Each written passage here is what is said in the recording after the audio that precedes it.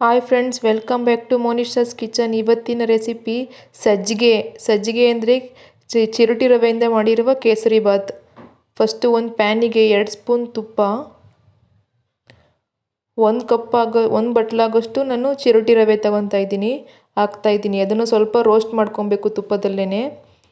ಮತ್ತು ನಾನು ಬಾಳೆಹಣ್ಣಿನ ಮಾಡ್ತಾಯಿದ್ದೀನಿ. ಅದಕ್ಕೆ ಸಣ್ಣದಾಗಿ ಕಟ್ ಮಾಡಿ ಇಟ್ಕೊಂಡಿರುವ ಬಾಳೆಹಣ್ಣು 1 ಬಾಳೆಹಣ್ಣು ಹಾಕ್ತಾಯಿದ್ದೀನಿ. ಅದು ಬಿಸಿ ಆಗುತ್ತಲ್ಲ ಬಾಳೆಹಣ್ಣು, ಹಂಗೆ ಕರಗುತ್ತೆ. ಮತ್ತು 2 ಸ್ಪೂನ್ ತುಪ್ಪ ಹಾಕ್ತಾಯಿದ್ದೀನಿ. ಈ ಥರ ಸ್ವಲ್ಪ ರೋಸ್ಟ್ ಮಾಡಿದ್ರೆ ಬಾಳೆಹಣ್ಣು ಸಹ ಅದರಲ್ಲೇ ಕರಗುತ್ತೆ, ಮೆಲ್ಟ್ ಆಗುತ್ತೆ ಬಿಸಿ ಮಾಡೋದ್ರಿಂದ.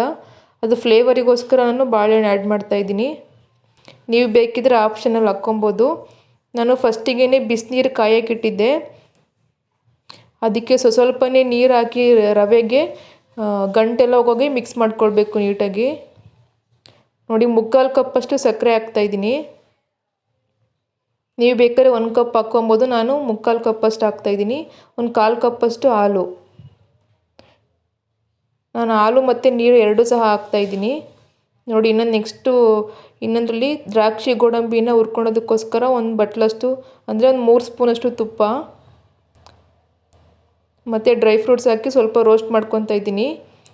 ಅದಕ್ಕೆ ಮಿಕ್ಸ್ ಮಾಡೋಕ್ಕೋಸ್ಕರ ನೋಡಿ, ಇದು ಡ್ರೈ ಫ್ರೂಟ್ಸ್ ಅದಕ್ಕೆ ಹಾಕಿ ಮಿಕ್ಸ್ ಮಾಡ್ತಾಯಿದ್ದೀನಿ. ಅದು ರೆಡಿ ಆಯಿತು ರವೆದು ಸಜ್ಜಿಗೆ. ಇದು ಸತ್ಯನಾರಾಯಣ ಪೂಜೆಗೆ ಮಾಡ್ತಾರಲ್ಲ ಪ್ರಸಾದ, ಅದು ಲಾಸ್ಟಿಗೆ ಏಲಕ್ಕಿ ಪೌಡರ್ ಹಾಕ್ತಾಯಿದ್ದೀನಿ. ನೋಡಿ, ಇದು ಸಖತ್ತಾಗಿದೆ ಸ್ವೀಟ್. ತುಂಬ ಇಷ್ಟ ಆಯಿತು ಎಲ್ಲರಿಗೂ ರೆಸಿಪಿ ಇದು. ಟ್ರೈ ಮಾಡಿ ನೋಡಿ ಮನೆಯಲ್ಲಿ ಎಲ್ಲರೂ, ಚೆನ್ನಾಗಾಗಿದೆ. ಪ್ಲೀಸ್ ನನ್ನ ಚಾನಲ್ನ ಸಬ್ಸ್ಕ್ರೈಬ್ ಮಾಡಿ, ಕಾಮೆಂಟ್ ಮಾಡಿ, ಲೈಕ್ ಮಾಡಿ. ಇಷ್ಟೇ ನೋಡಿ, ರೆಡಿ ಆಯಿತು ಸಜ್ಜಿಗೆ. Thank you.